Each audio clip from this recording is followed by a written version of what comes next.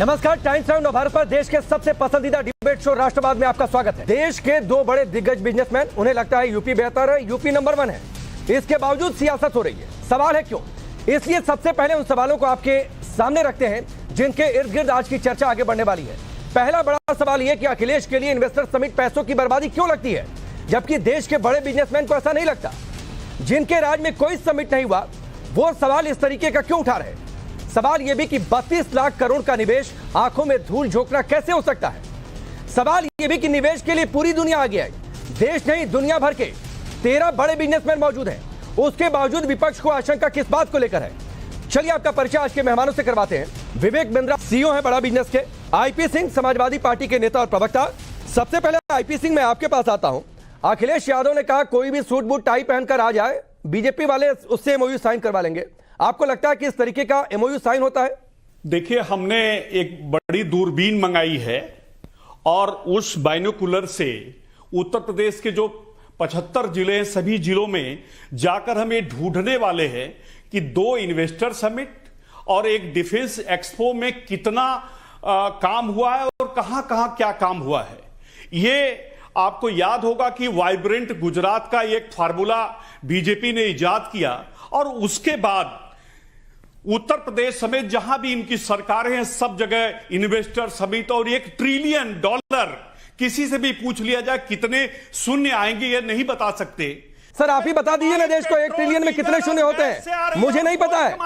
IP Singh ji, 1 trillion में कितने शून्य होते हैं? मुझे नहीं पता है, किसी को नहीं पता है, बता दीजिए सर। अरे मैं बता देता हूं भाई, मैं बता देता हूं आपको। $1 ट्रिलियन में वैसे 12 जीरो हैं, अगर रुपए का देखोगे 8 के आगे 13 जीरो हैं। यूपी समिट जो है, पहले आपको उसमें बता देता हूं, ये तीसरा सबसे बड़ा जीडीपी है महाराष्ट्र और तमिलनाडु के बाद हमारे देश का। यूपी एक बहुत बड़ा राज्य है और लगभग गुजरात के बराबर है। इसका करंट जीडीपी, इसको समझ लीजिएगा, आपको सिस्टम पूरा समझ में आ जाएगा। $270 बिलियन है। ये $1000 बिलियन यानी 1 ट्रिलियन का गोल कर रहे हैं अगले 5 साल में।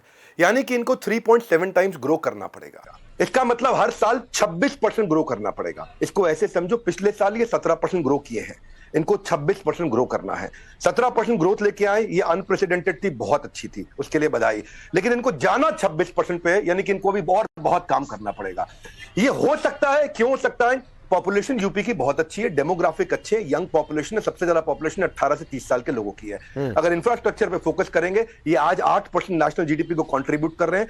चीफ मिनिस्टर यहाँ के विजनरी हैं। ईज ऑफ डूइंग बिजनेस में ये दूसरे रैंक पे आ रहा है भारत के अंदर। आंकड़े मुझसे मांगे जा रहे थे, देता रहूंगा। नेचुरल रिसोर्सेज यहाँ जियो इकोनॉमिक पॉइंट ऑफ व्यू से अच्छे हैं। डेलॉइट को इन्होंने एंगेज किया, जिसको देख के मुझे खुशी हुआ, which is one of the biggest 4 auditing companies in the world. वो $1 ट्रिलियन इकोनॉमिक मिशन के लिए डेलॉइट इस पर काम कर रहा है। उत्तर प्रदेश की बदलती कहानी है। मैं आपको यहाँ पे बता देता हूं 2005 काम की बहुत चीजें। सबसे ज्यादा पॉपुलेशन स्टेट है इस समय, पॉपुलेशन 20 करोड़ से ज्यादा है, यानी 14% टोटल देश की पॉपुलेशन है। अगर इसको देखें, चाइना, इंडिया, यूनाइटेड स्टेट्स और इंडोनेशिया, पाकिस्तान के बाद ये छठा दुनिया का सबसे बड़ा देश बन सकता था। यानी कि मैन पावर बहुत है, काम किया जा सकता है। स्किल इंडिया रिपोर्ट ये कहती है कि UP is among the top 3 having maximum supply, लेकिन इनको एंगेज उतना नहीं किया गया है जितना एंगेज किया जा सकता है। महाराष्ट्र, कर्नाटक और तमिलनाडु ने लीड किया है, यूपी अभी थोड़ा पीछे है। इन्होंने स्किल पे 208 करोड़ रुपए इन्वेस्ट किया पीछे। स्किल है तो क्या मुश्किल है, लेकिन अभी इनको और इन्वेस्ट करना होगा। अब ये समझ ले क्यों कर सकते हैं, ये $1 ट्रिलियन पे क्यों पहुंच सकते हैं? क्योंकि ये लुधियाना, कोलकाता, ये 2 सबसे बड़े हमारे देश के कार्गो ट्रेन कॉरिडोर्स हैं। एक है दिल्ली मुंबई और एक है लुधियाना कोलकाता। ये लुधियाना कोलकाता के रास्ते में आता है पूरा का पूरा यूपी, इससे इनको फायदा होगा। 3200 किलोमीटर का 13 एक्सप्रेसवे देश में सबसे ज्यादा ये बना रहे हैं, जिसमें से 6 बन चुके हैं, 7 बनाने बाकी हैं। क्यों? क्योंकि यहां लैंड एक्विजिशन अभी भी स्लो रह गया है, इसको और करना है। इनका वाराणसी औरंगाबाद हाईवे ये 9 साल से डिलेड चल रहा है, तो इस पे काम करना जरूरी है। मुकेश अंबानी ने आकर के बताया 50,000 करोड़ इन्वेस्ट किया, 80,000 लोगों को यहां पे जॉब दे रहे हैं। लोकल बिजनेस हब इन्होंने अच्छे बनाए, मेरठ में स्पोर्ट्स, मुरादाबाद में ब्रासवेयर, परफ्यूम, यहाँ पे कन्नौज में बन रहा है, लेदर कानपुर में बन रहा है, शूज आगरा में बन रहा है, शुगर केन सहारनपुर में बन रहा है। शरद कोहली, यही सवाल आपसे मैं 20 सेकंड आपको देता हूं, जो इनसे मैंने पूछा था, एक कंपेरिजन, जो बातें विवेक भाई से छूट गई हो। देखिए, यूपी प्राइमरीली एक कृषि बेस्ड राज्य है, ये हम सब समझते हैं, ठीक है। कृषि पे आधारित जब भी कोई आबादी होगी, अगर वहां पर इंडस्ट्री आएगी, आज यूपी का किसान अपने बच्चों को बोलता है भैया जाके शहरों में काम करो, यहां तुम्हारे लिए कुछ नहीं रखा। मुझे लग रहा है ये इंडस्ट्री यूपी से जो माइग्रेशन हो रहा है उसको रोकेगी। और मैं दोहराऊंगा अपनी बात को, वाकई में इसके अलावा, इसको इवेंट मैनेजमेंट कह लें, जो मर्जी कह लें आप, वाकई में कोई और तरीका नहीं है यूपी की तरफ वापस विश्वास लौटाने का बिजनेसमैन को मैं विवेक के साथ सहमत हूं कि बिजनेसमैन के ऊपर इल्जाम नहीं लगाना चाहिए, बिजनेसमैन को राजनीति में नहीं घसीटना चाहिए। अगर आप राजनीति में घसीटेंगे तो आप गलत संदेश जनता को दे रहे हैं। आप नकारात्मक राजनीति नहीं करनी चाहिए। मैं आता हूं शरद कोहली, विवेक बिंद्रा, आप लोग ज्यादा बेहतर आंकड़े बताएंगे। 1 लाख करोड़ से ज्यादा का इन्वेस्टमेंट पिछली सरकार से इस सरकार के मुकाबले आया, तो ये सरकार बहुत ज्यादा कॉम्पिटेंट है, साफ दिख रहा है। 1 लाख करोड़ से ज्यादा का इन्वेस्टमेंट आया है। इन्होंने 3 इन्वेस्टर समिट किए हैं। पहली दफा यूपी के अंदर 75 डिस्ट्रिक्ट के अंदर ग्लोबल इन्वेस्टर समिट में हर जगह के लिए इंटेंट आ गया है। ये जो 30 लाख 33-34 लाख करोड़ का जो इंटेंट आया है, इससे 2 करोड़ की एम्प्लॉयमेंट अपॉर्चुनिटी आएगी। 2 मिनट के लिए सारी पॉलिटिक्स कर लो, बिजनेसमैन को मत आप ये फीलिंग दो कि भाई यहां पे हमारा देश कंड्यूसिव नहीं है। आज 56% मैन्युफैक्चरिंग में आया। मैं आपको बताऊं, किसी ने बोला साहब, यहां किसी ने कहा कि ये तो इवेंट मैनेजमेंट है। मैं कह रहा हूं हर एक को करनी चाहिए ऐसी इवेंट मैनेजमेंट।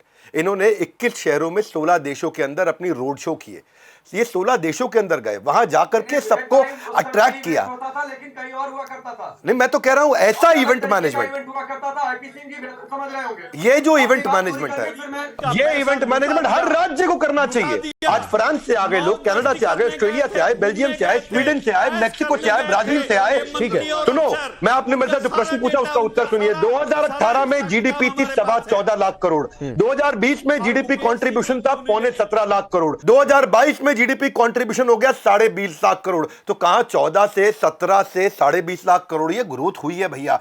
और यहां पे जो OIMS इन्होंने लाए हैं, वेयर हाउसिंग की, लॉजिस्टिक्स की नई पॉलिसी लाए हैं। ठीक है विवेक भाई, मैं आपको रोकता हूं, थोड़ा सा समय कम है, थोड़ा सा समय कम है, वक्त इतना ही है। मैं आप सबको रोकता हूं क्योंकि वक्त अलाउ नहीं कर रहा है। आप सबका बहुत बहुत शुक्रिया राष्ट्रवाद में जुड़ने के लिए।